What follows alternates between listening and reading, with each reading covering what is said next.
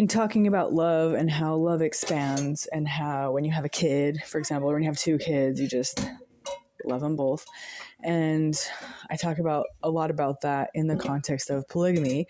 Like, okay, well, if your husband wanted to have a second, third, fourth wife, whatever, as long as there's time for everyone, maybe that's not like the worst thing that could ever happen to you. And maybe that's like, doesn't mean that he's like this horrible sinner who hates you now. Maybe it could be a little bit of a middle ground or a gray area. Maybe it's like not as catastrophic as it would appear. I think that would also extend to something like looking at porn. Maybe it's not as catastrophic as it would appear. But then on the other side of that, because I mean, we should look at both sides, that means that the idea that one of the ideas behind purity culture, that a woman will be more bonded to you if she's a virgin when you get married, maybe that's also delusional. Maybe love doesn't work like that. Maybe my love doesn't get like with the act of, I don't know, adult acts, with the very first adult act that I had in my life. I'm pretty dang sure all of my loyalty and love oil did not just spill out onto that one person, and now that's it for my life. I've been imprinted on them like a gosling to its mother. Like, what? That's also insane. That's also a little extreme, and I would say that love doesn't work like that. And if you want to say that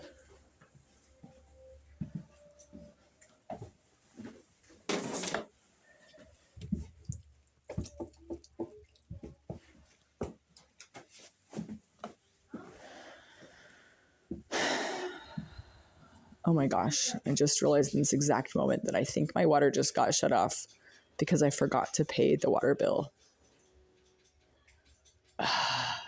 Because I'm such an idiot. Anyway. Okay. It's another thing to go do today. Okay.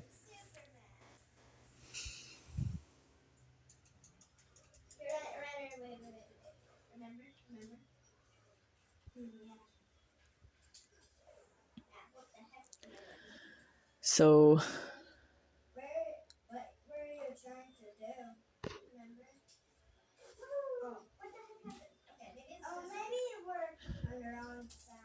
when you think about love and you think about how love expands, and if you want to make a case for the church and say, well, maybe polygamy like isn't the worst idea they've ever had.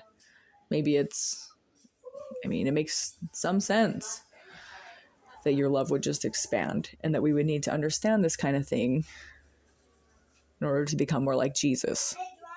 Is that the only way we could understand it? I don't know. The early pioneers seem to think it was. Along those same lines, though, I think that it would make sense that a woman would not be flawed or somehow her love is now bonded to just one person. Like,